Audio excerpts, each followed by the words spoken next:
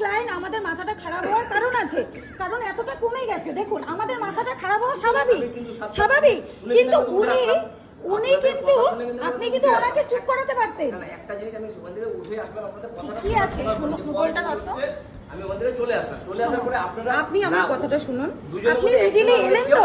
আপনি মিডিলে এলেন তো, দাঁড়ান, আমি বলছি, আমার কথাটা শেষ করুন, আপনারা শুনবো আমি।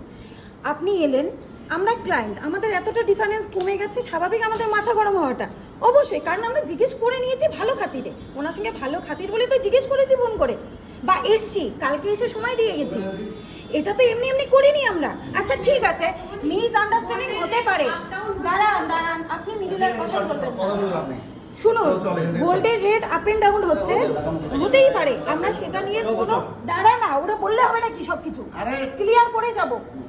এখানে হচ্ছে গিয়ে আজকে এইভাবে চলে যাব কি লাভ, আমার তো গোল্ড আছে, আমাকে আসতে হবে আবার, কেন যাবো এইভাবে? এটা তো কোনো শর্ট আউট হইলো না জিনিসটা। এবার দেখুন কালকে আমাকে 1,22,000 বলেছে,